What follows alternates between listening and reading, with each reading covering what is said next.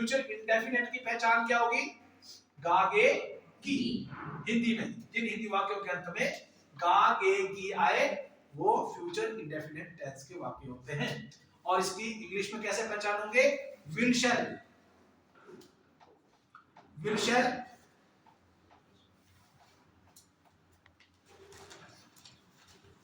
और first form of the verb. Future continuous tense,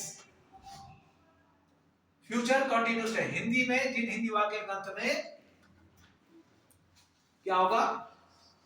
रहा होगा, रही होगी, रहे होंगे, आए। या इंग्लिश में कैसे पहचानोगे? Will be, shall be, will be, shall be और फर्स्ट फॉर्म के साथ आईएनजी का प्रयोग। विल बी, शैल बी और वर्ब की फर्स्ट फॉर्म के साथ आईएनजी का प्रयोग होगा। अब आ जाते हैं, ये बात करी हमने future continuous tense, will be, shall. पहले में क्या था? विल और शैल। अब आ गया विल बी और शैल।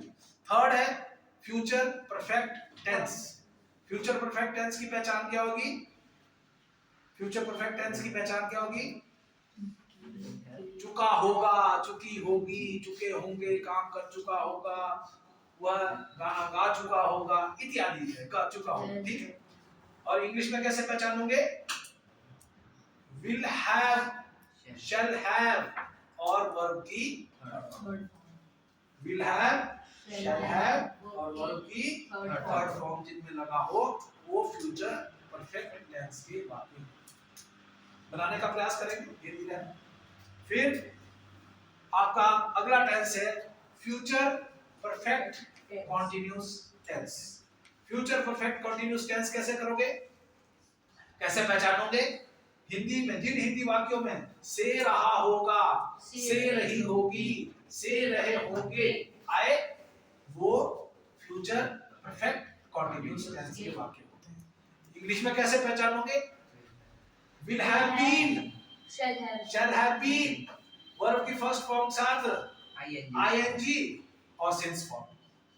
सिंस किसके साथ? Point of time for period of time. अगर समय निश्चित है तो सिंस लगाएंगे और अगर समय अनिश्चित है, जैसे फॉर एग्जांपल वह इस घर में 1965 से रह रहा होगा तो since has been living in this house since आएगा। 1965 लिखा है ना, फिक्स टाइम दिया है तो कई दिनों से वर्षा हो रही होगी।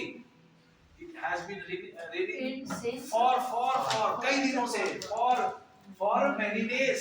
और अगर मैं बोलूं सुबह से वर्षा हो रही है, आज सुबह से वर्षा हो रही है या आज सुबह 8 बजे से वर्षा हो रही है, it has been raining since 8 o'clock morning। Is it clear? Okay.